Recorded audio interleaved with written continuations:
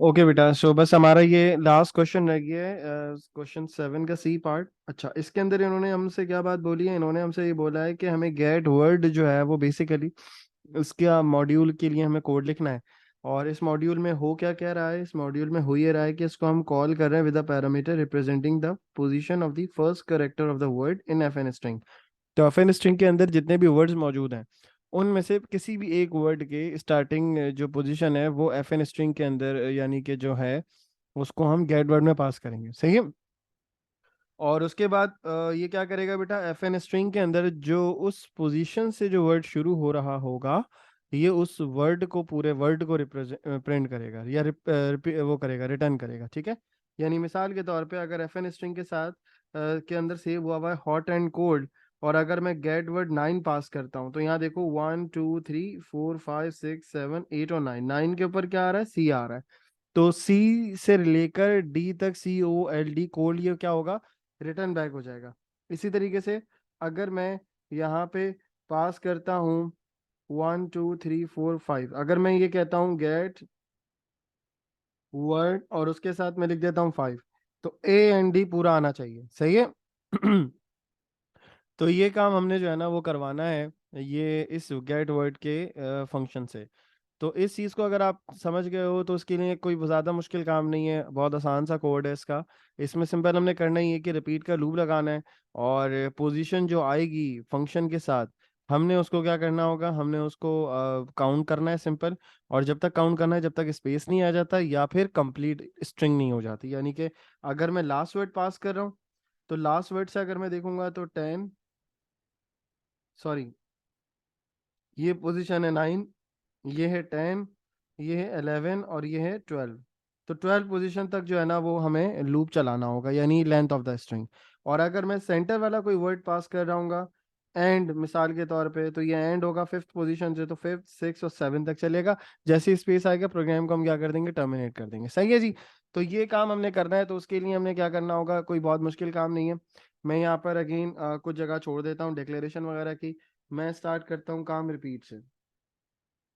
So I will write repeat over here. Okay. Repeat लिखूंगा। Repeat लिखने के बाद हम क्या करेंगे? यहाँ पे रिपीट के बाद हम यहाँ पे लिखेंगे दिस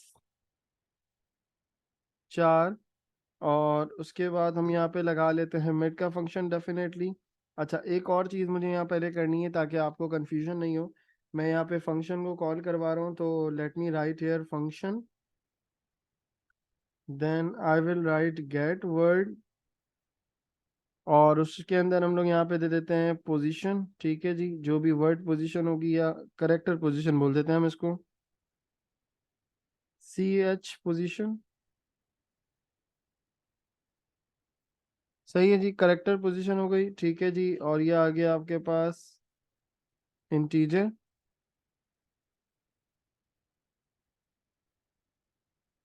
और फिर ये क्या हो गया बेटा? ये हो गया रिटर्न्स। हमने क्या रिटर्न करना है? वर्ड रिटर्न करना है, तो स्ट्रिंग हो गया। ठीक है। बाकी वेरिएबल्स हम डिफाइन कर देंगे विद टाइम। अब आइए बेटा वर्ड उठाइए। अब यहाँ से हम क्या कर रहे हैं? एफ एन स्ट्रिंग में से वर्ड उठा रहे हैं, मेट का फंक्शन लगाएंगे। तो एफ एन स्ट्रिंग में से मुझे वर्ड उठाना है, तो एफ एन स्ट्रिंग ऐसे ही आ गया। किस पोजीशन से उठाना है? जो पोजीशन इन्होंने हमें सी एच पोस्ट के अंदर इन्होंने पास की है, तो सी एच पोस्ट के अंदर जो इन्होंने वैल्यू पास की है हम वहां से वर्ड उठाना शुरू करेंगे। और उसके बाद हम यहाँ पे, अच्छा एक काम करते हैं, सी एच पोस्ट को हम अपडेट नहीं करते हैं यहाँ पे। हम एक और वेरिएबल ले लेते हैं, उसको हम इंडेक्स बोल देते हैं। ठीक है, जो सी एच पोज है उसको हम इंडेक्स के अंदर डाल देते हैं। We will write C H pos, और यहाँ पे आ जाएगा इंडेक्स, क्योंकि मुझे +1 करना है ना, तो सी एच पोज चेंज नहीं होना चाहिए। ठीक है जी। तो एक एक करेक्टर उठेगा, और हर एक करेक्टर उठने के साथ साथ जैसे ही करेक्टर उठेगा मैं इंडेक्स को क्या कर दूंगा बेटा? इंडेक्स को मैं +1 कर दूंगा।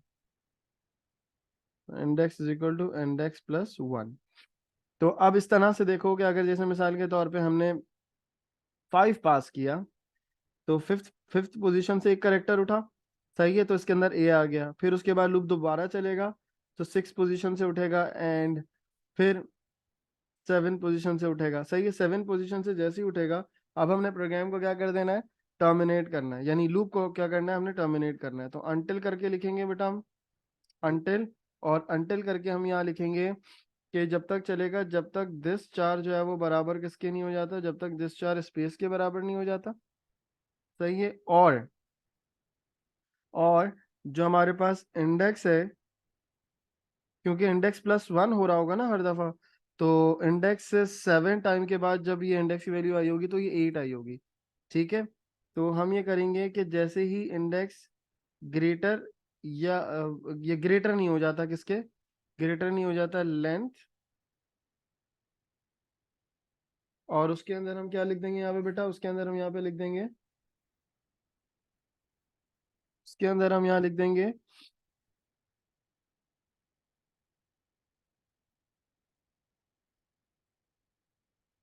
FN string. ठीक है।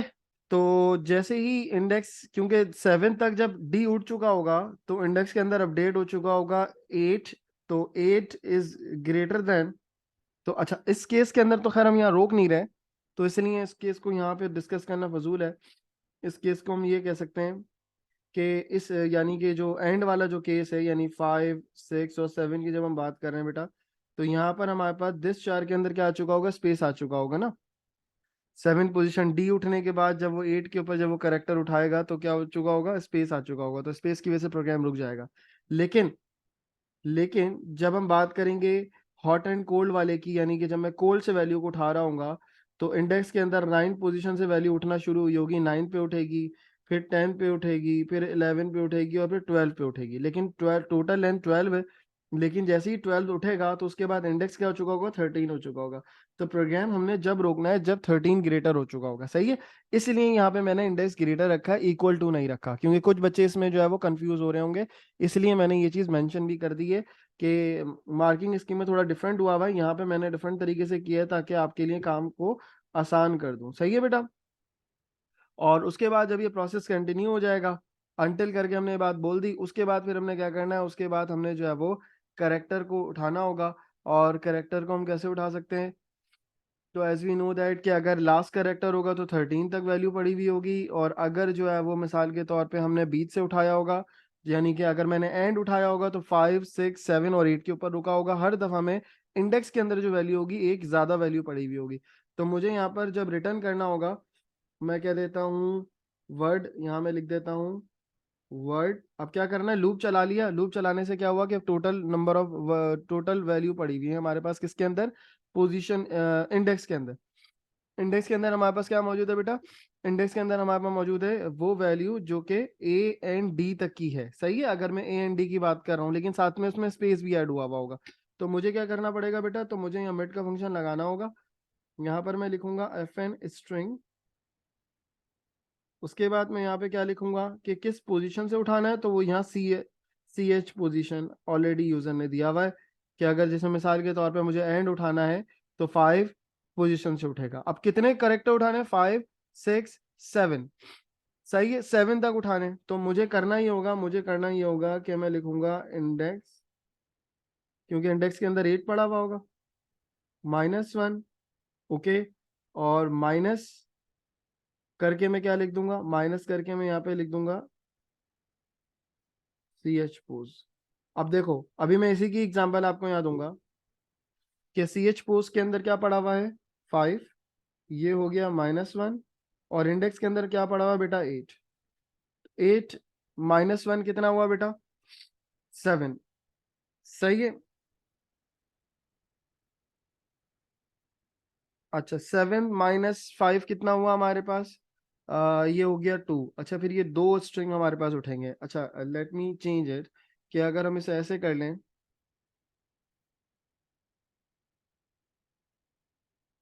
माइनस करके, माइनस करके मैं लिख देता हूँ सी एच पोजिशन। तो सी एच पोजिशन से फिर हम क्या कर रहे होंगे कि इंडेक्स के अंदर हमारे पास 8 आ गया होगा। ठीक है। और यहाँ से हम जब सी एच पोस्ट करेंगे जो कि क्या है, 5 है, तो यहाँ पे क्या आ जाएगा बेटा, 3 आ जाएगा। सही है। और यहाँ से 3 वैल्यू आ गई, यानी कि कितने करेक्टर्स उठाने, 3 करेक्टर्स उठाने, और सी एच पोस्ट के अंदर 5 पड़ा हुआ है, तो इसका मतलब क्या हुआ कि एफ एन स्ट्रिंग से आपने 5th पोजीशन से उठाने हैं और 3 करेक्टर्स उठाने हैं। सही है। तो वर्ड के अंदर क्या आ गया होगा बेटा, वर्ड के अंदर एंड आ गया होगा। Okay, are you getting my point?